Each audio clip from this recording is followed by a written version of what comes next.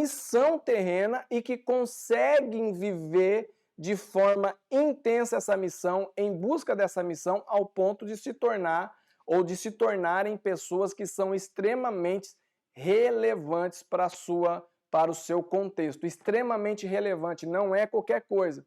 Então, quando você olha para Hebreus, aí voltando um pouquinho para Hebreus, capítulo de número 6, você vai encontrar uma série de pessoas que foram esses personagens relevantes. Mas ainda olhando para o texto de Hebreus capítulo de número 6, ele diz o seguinte: sem fé é impossível agradar o coração de Deus.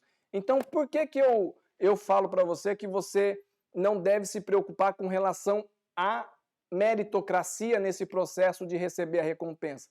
A tua preocupação tem que estar em agradar o coração de Deus. Por quê? Porque buscá-lo, crendo que ele é, só acontece porque a gente quer agradar o coração de Deus.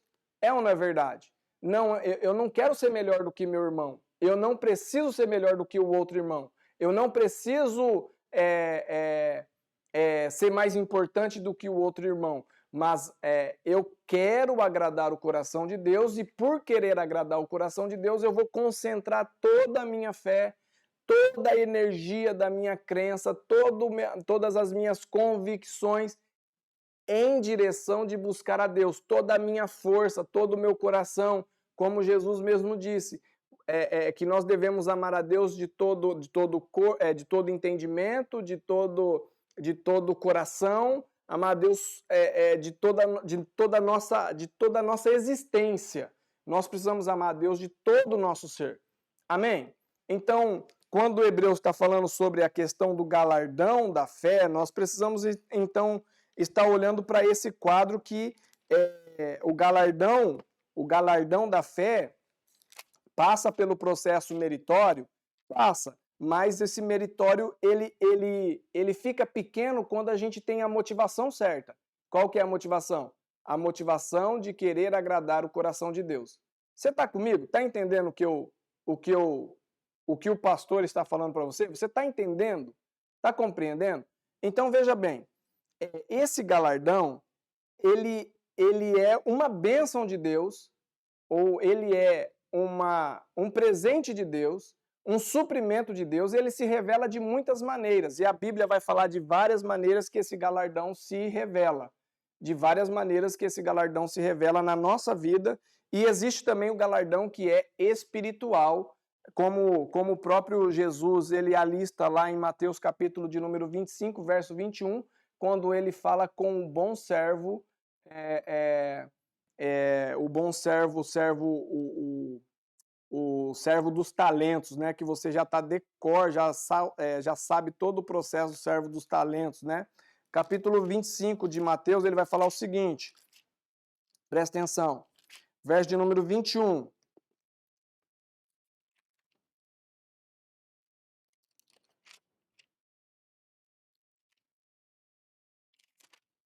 (25, 21).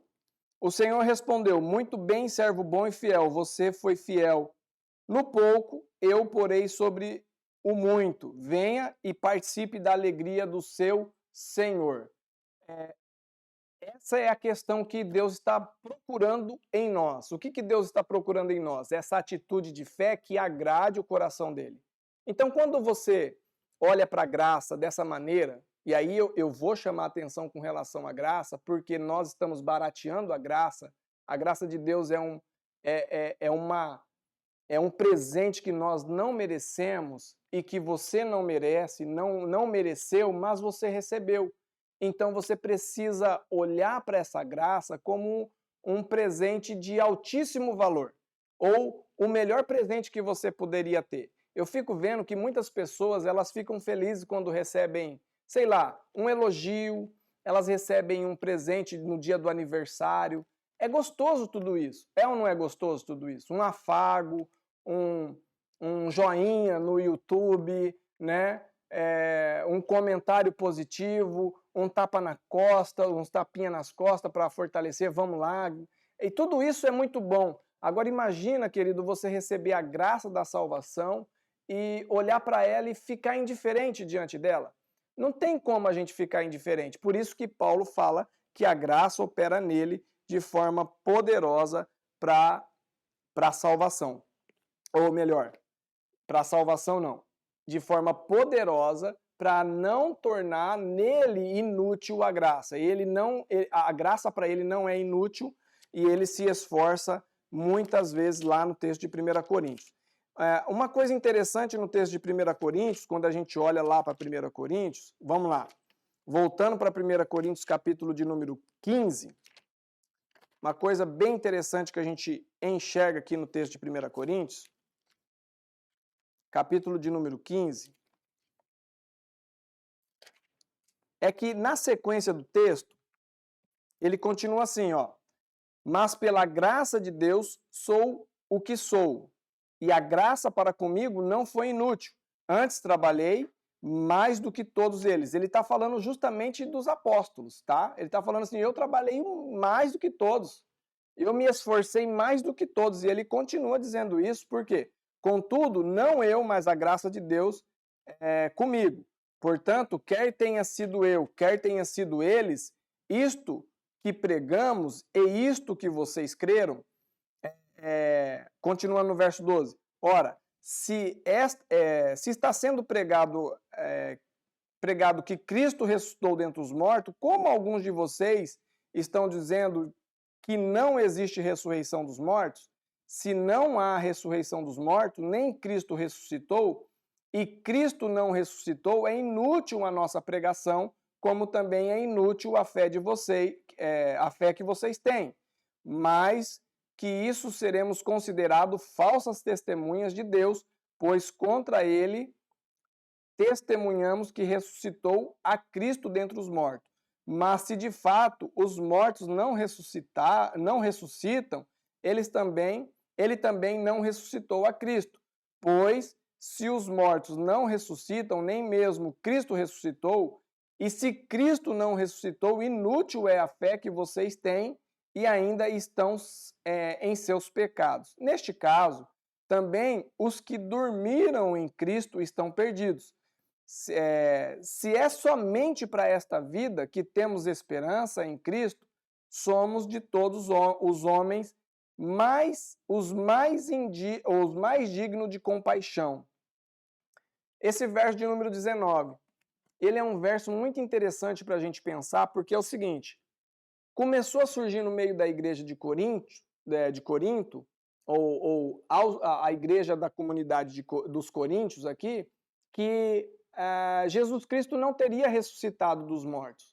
Na verdade, isso ainda é uma vertente do gnosticismo que tenta, no primeiro século, combater o cristianismo, porque aquilo que a gente vem estudando, que o gnosticismo fala que o mundo espiritual não pode viver no material e o mundo material ele é separado do espiritual, então Deus não poderia ter entrado, e se Deus não poderia ter entrado, ele também não poderia ter voltado, não havia ressurreição e Jesus Cristo não tinha ressuscitado, e esta era uma praga que estava sendo disseminada no meio da igreja de Corinto. Então Paulo ele pega e questiona esse ensinamento. Só que, veja bem, vamos confrontar mais um pensamento que está nos nossos dias atuais. Veja bem, será que a gente não tem reduzido o evangelho a uma realidade natural?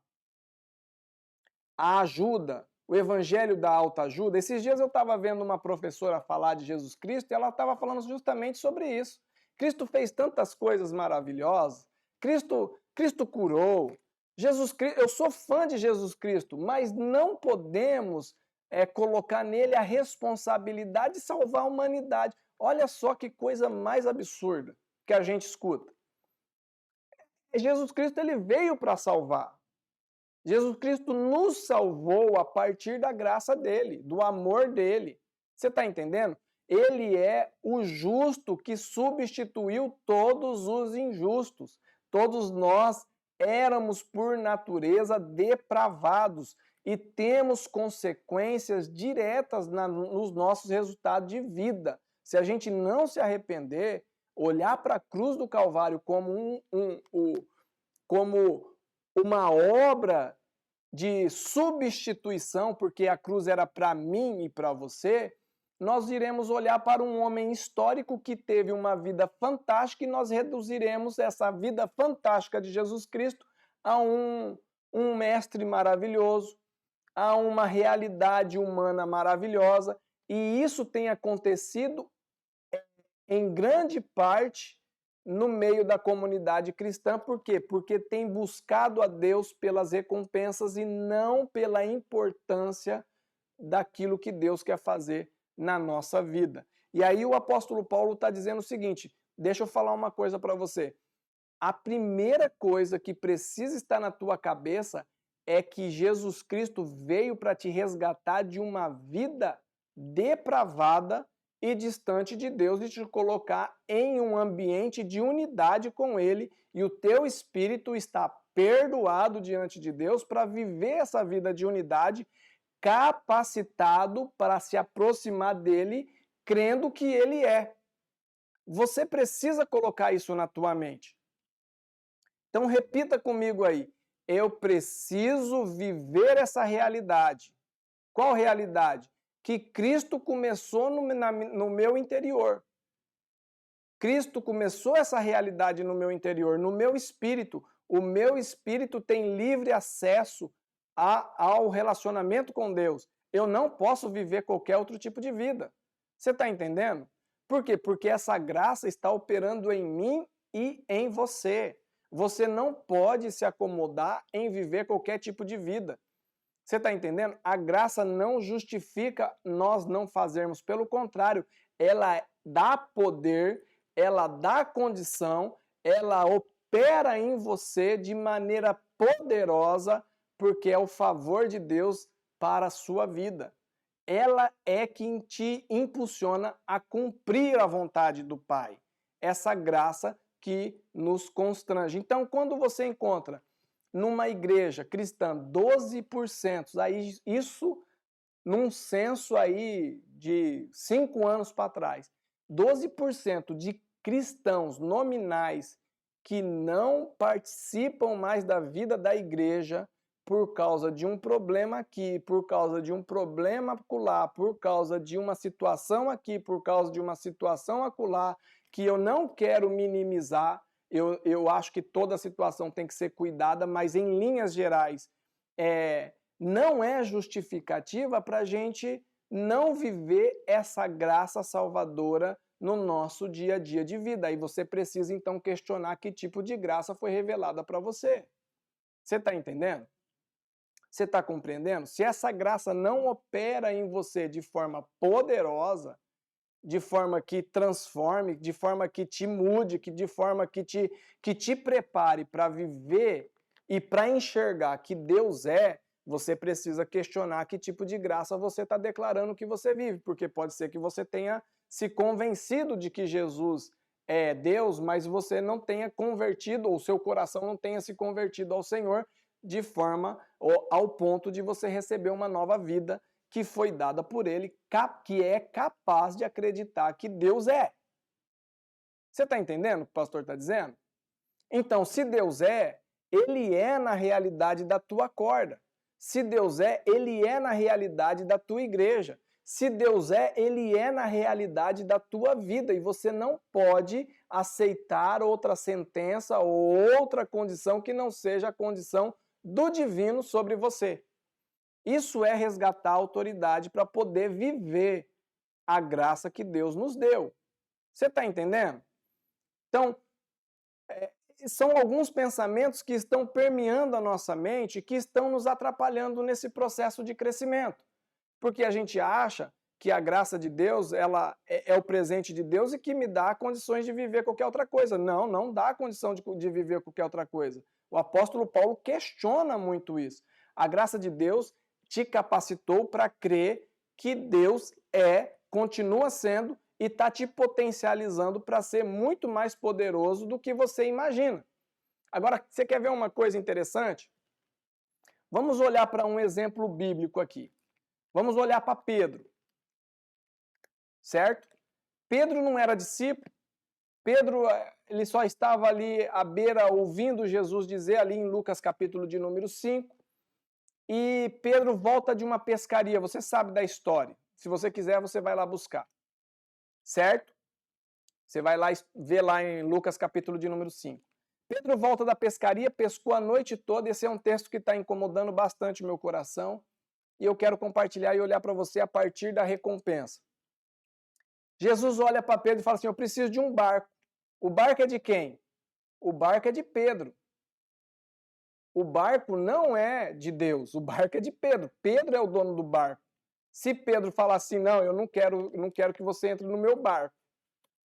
Era um direito de Pedro, mas ali dentro daquela estrutura de texto, Pedro permitiu que Jesus entrasse dentro do barco. Essa é a história. Pedro permitiu que Jesus entrasse no barco e Jesus saiu. Quando Jesus olhou para ele e falou assim, ó, você vai voltar para o mar e você vai lançar a sua rede. Pedro falou assim, mas Jesus, eu trabalhei a noite toda. Imagina se Pedro, ele fala o seguinte, ó, eu estou imaginando, tá? Só estou conjecturando, não foi isso que aconteceu. Pedro falou, tá bom, sobre a tua palavra eu vou lançar a minha fé, certo? Jesus fala assim, você vai voltar para o alto mar e você vai lá pescar. O que acontece com aquela pescaria? Quando você fala assim, olha, eu recebi de Deus, eu recebi carro, eu recebi de Deus casa, eu recebi de Deus força, eu recebi de Deus energia e eu quero devolver para Deus, meu amigo, isso a gente quer devolver para Deus porque a gente crê. Não estou falando para você dar a sua casa para a igreja, tá? Porque tem algumas pessoas que têm a cabeça do tamanho de um grão de ervilha, que tá, o pastor está falando para dar a casa, para dar o carro. Não, eu estou falando para você devolver de forma que glorifique a Deus, de forma que exalte a Deus. Quando você permite Deus, permite Jesus entrar na tua casa, e aí eu estou falando, permite através das tuas atitudes regeneradas, a partir da obra do Espírito Santo, a partir da fé já imprimida no teu coração, quando você para de resistir, para de fechar o teu coração, para de resistir à palavra pregada, para de resistir à vontade de fazer, porque nem, por exemplo, a gente faz campanha de oração, nós estamos em campanha de oração, todo domingo, 7h30 da manhã, e todo sábado às 9h. Tem gente que já não aguenta mais nem ouvir falar sobre campanha de oração, lá vem o pastor de novo. Você está entendendo? Por que tem gente que não aguenta nem ouvir sobre a campanha de oração? Por quê? Porque está se sentindo cobrado. Então para de resistir e faça pela fé, porque a graça de Deus capacitou você para fazer. Você está entendendo? Não é uma cobrança, mas uma disposição que você precisa ter. Por quê? Porque você foi capacitado para fazer isso. Você foi capacitado para operar uma obra que seja relevante para a sua realidade. Se você não opera nessa obra relevante, a única coisa que vai acontecer é ou você não é salvo, ou você não foi alcançado pela graça, e aí eu questiono a sua declaração, porque pode ser uma declaração da boca para fora, ou você está perdendo o tempo de graça que Deus está te dando todos os dias para viver aquilo que Deus te chamou para viver. Então, quando você começa a resistir àquilo que Deus quer fazer, você começa a endurecer o teu coração, você começa a perder um tempo de graça tremendo que Deus quer operar na sua vida. E aí você, em vez de ser um instrumento de bênção, você começa a ser uma pedra de tropeço para aqueles que deveriam ser inspirado por você, ser motivado por você, ser cuidado por você, porque essa é a obra que agrada o coração de Deus. Você está entendendo? Então Deus, ele entra na tua vida, ele visita a sua casa, ele visita o seu lar, ele visita a sua vida, ele mora com você e muitas das vezes, mesmo morando com a gente, mesmo operando essa graça salvadora dentro de nós, a gente fica perdendo esse tempo de graça que Deus está dando para a gente, cheio de justificativa, porque eu não consigo. Então, o pensamento, aquele pensamento que a gente está sempre falando sobre esse pensamento, que é o vitimismo, né? Eu não consigo fazer. Existe um grupo de pessoas que é desentendido. Toda vez que faz uma coisa errada, fala assim, eu não sabia que devia fazer certo. Mas peraí, não sabia? Ainda não sabia? Peraí, não sabe? Você está entendendo? o não saber já se transforma numa justificativa. Por quê? Porque nunca sabe e nunca quer saber.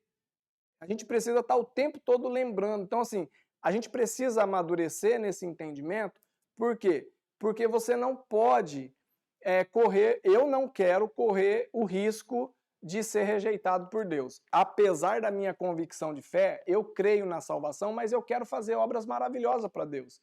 Eu quero agradar o coração de Deus pela fé. Então, você não pode perder tempo da graça, você não pode perder tempo da revelação de Deus. Ah, pastor, eu não sei o que Deus tem para mim. Então, deixa eu te falar. Se você não sabe o que Deus tem para você, você tem que orar, você tem que buscar, você tem que clamar e você tem que aprender a obedecer. De repente, é um trabalho que Deus colocou para você que você tem que executar. Não tem jeito. Esse é o primeiro caminho. Você tem que aprender a obedecer superiores, líderes superiores, pessoas que cuidam e que zelam por você, porque desta forma a missão de Deus vai se concretizando e vai se cumprindo ao redor da terra. Senão, o que vai acontecer? A gente vai perder a potência e daqui a pouco tá um desanimado aqui, outro desanimado acolá. Por quê? Porque não está deixando essa graça movimentar. E aí, meu querido, eu estou falando de deixar no sentido seguinte, que você já tem a fé para fazer. Você precisa crer que é possível. Eu estou declarando o tempo todo, ó. Presta atenção. Deus é o Deus do impossível. Eu estou falando assim, olha aí, impossível. Tome cuidado, porque o meu Deus, o Deus do impossível, vai chegar em você. Você está entendendo? Gente, a gente tem que crer. A gente tem que crer e fazer. Por quê? Porque é assim que Deus vai entrar com a providência na nossa vida. É uma questão de posição. Quando o autor de Hebreus, ele fala sobre a fé, que é impossível você agradar a Deus, é impossível você agradar a Deus sem fé, ele está falando que você precisa exercer essa posição daquele que crê e daquele que faz porque crê. Crê que ele é. Imagina se Moisés, ele fala assim, tá bom, eu vi Deus fazer uma porção de coisas, mas olha que ele olha o mar e fala assim, não vai abrir não. Essa convicção tem que estar dentro do nosso coração.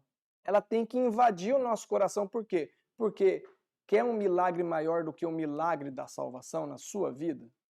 Quer um milagre maior do que o milagre da eternidade na sua vida? Algumas pessoas perguntam para mim, pastor, qual é o maior milagre? Uma cura ou a salvação em Cristo Jesus? Querido, para mim sempre será a salvação o maior milagre, porque esse milagre é um milagre que ninguém pode intervir, ninguém pode interferir, somente Jesus pode operar no meu e no teu coração.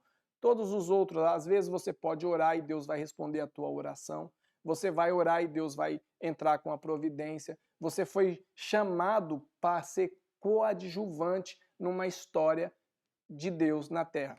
Quando eu olho para Hebreus, vamos lá, Hebreus capítulo de número 11.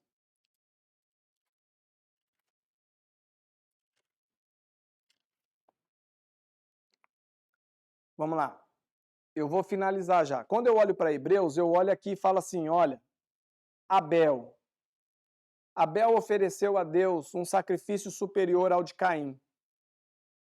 Eu não vou entrar no mérito da mecânica disso tudo. Estou falando assim que Abel, o que o texto está dizendo, Abel ofereceu um sacrifício muito superior ou superior ao de Caim.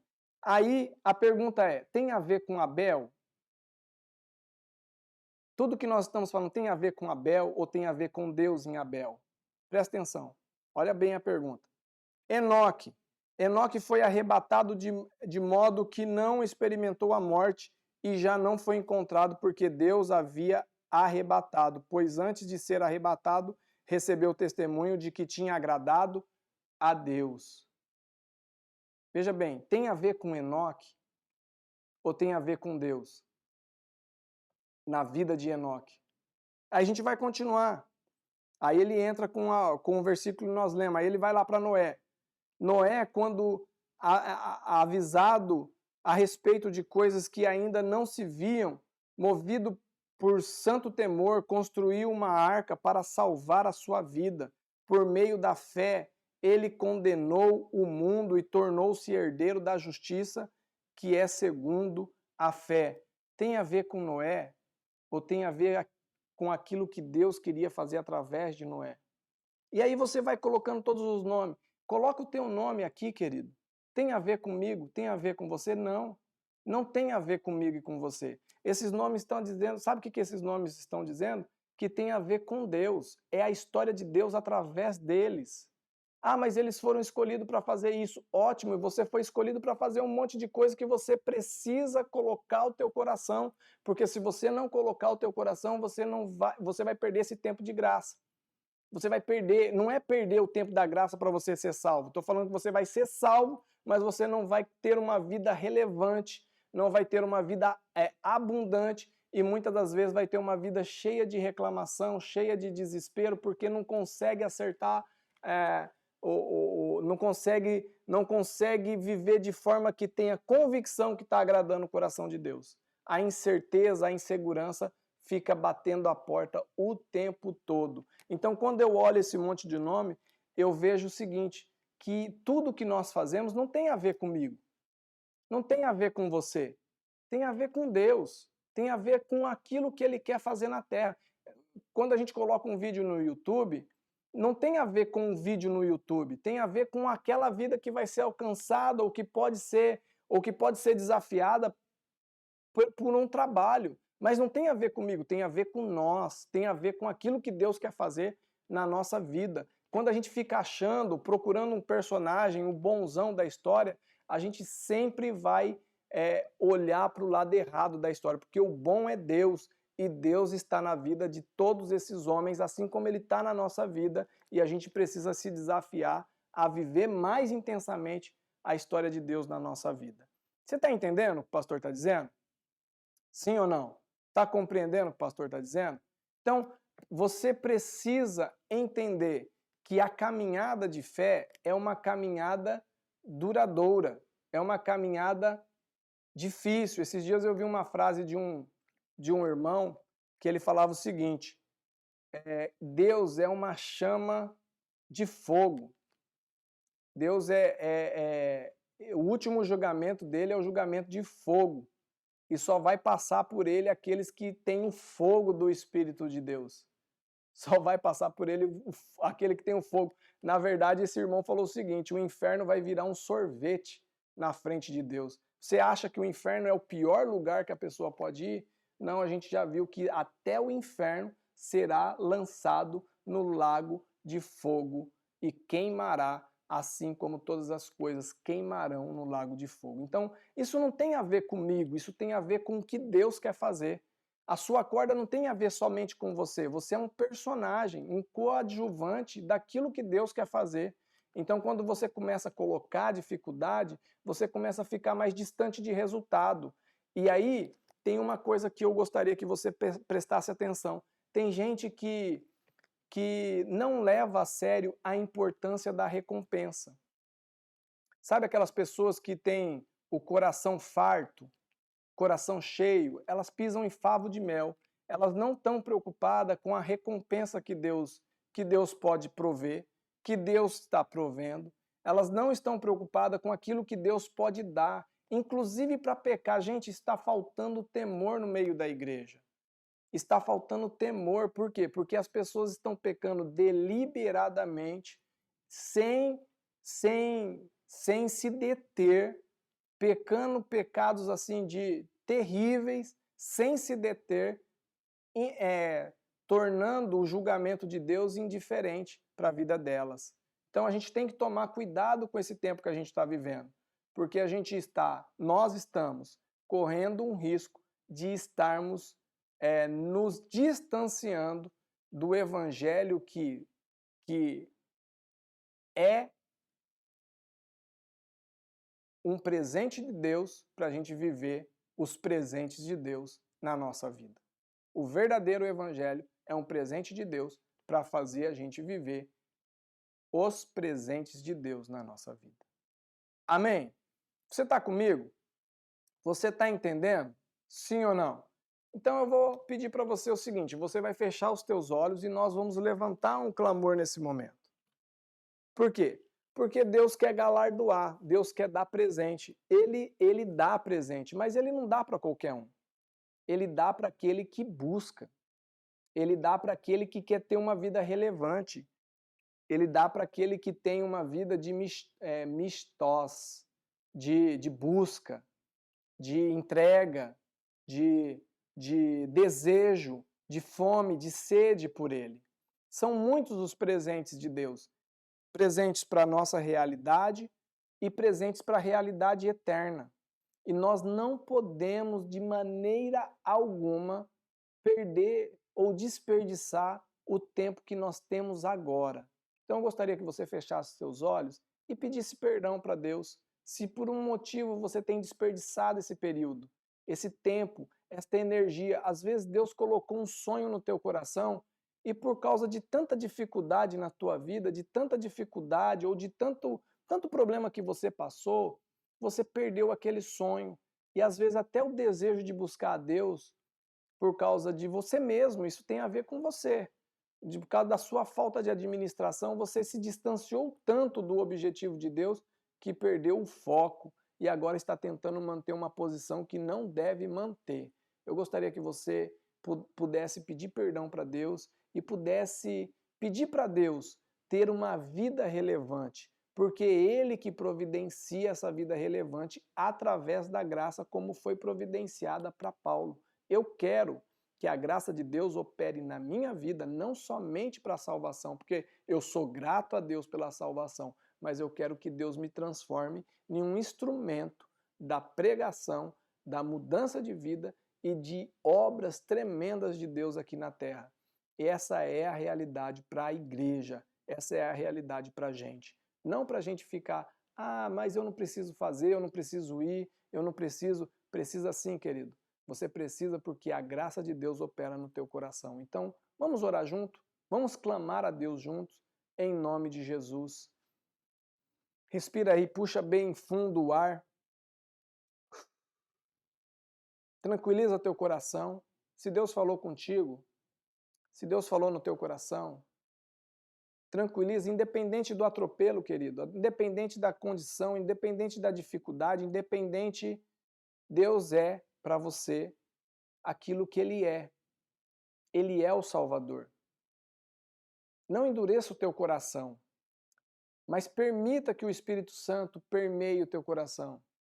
Permita que o Espírito Santo trabalhe no teu coração.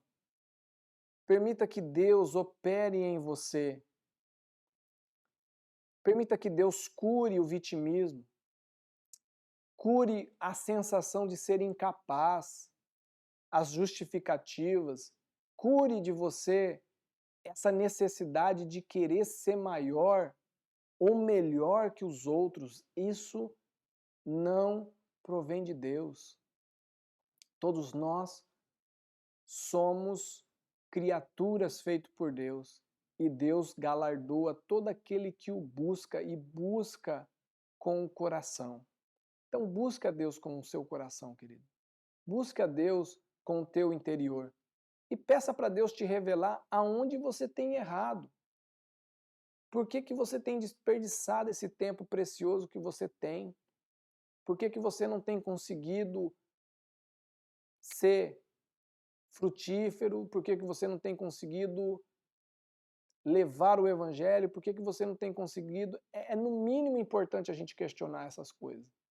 Porque nós queremos agradar o coração de Deus. Não é para merecer um galardão. Não, é para agradar o coração de Deus. Se Deus vê em nós merecimento, que assim seja, em nome de Jesus. Senhor Deus, nós te agradecemos por esse momento. Eu quero te agradecer pela tua palavra. Quero pedir também, Deus, que o Senhor nos ajude a entender melhor esse processo, para que a gente possa entender, Deus, que esse trabalho que nós temos no dia a dia, ele é relevante. Eu não posso tratar o trabalho da pregação do Evangelho sem valor. Eu não posso desvalorizá-lo.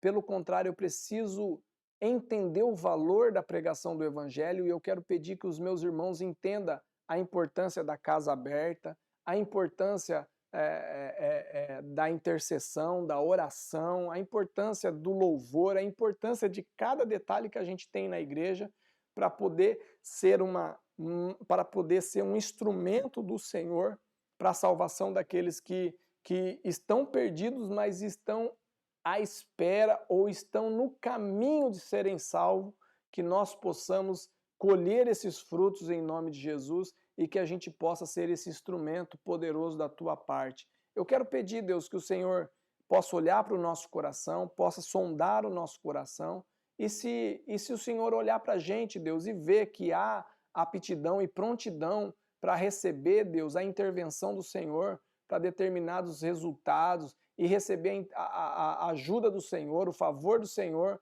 para a gente poder potencializar o nosso trabalho, potencializar a nossa obra, eu quero pedir que o Senhor possa galardoar, Deus, possa presentear, possa recompensar, Deus, aqueles que estão buscando o Senhor de todo o coração, que o Senhor galardoe, Deus, ou presenteie, Deus, com uma palavra de sabedoria, que o Senhor presenteie com dons, que o Senhor presenteie com poder,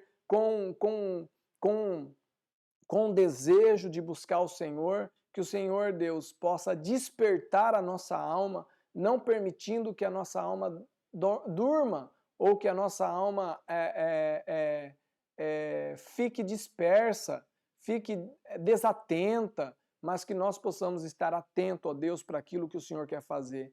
Eu quero pedir a Ti, Deus, perdão, porque muitas das vezes, Senhor, a gente usa da graça para justificar, Deus, uma coisa que o Senhor nunca planejou, que é o direito de não fazer, ou o direito de não ir, ou o direito de não operar. Pelo contrário, a graça, ela se revelou, nos dando o direito de fazer, nos dando o direito de ir, porque nós não éramos todos bem pagos pelo pecado. E a paga do pecado é a morte, mas o Senhor tirou essa dívida, o Senhor tirou essa cédula e nos deu a graça para que ela opere em nós de forma que nós possamos ser relevantes e não inúteis na realidade que a gente está vivendo. Nós queremos ser relevantes, nós queremos operar de forma relevante, nós queremos crescer e queremos trabalhar de forma que faça a diferença para aqueles que estão famintos e para aqueles que têm boa vontade no Senhor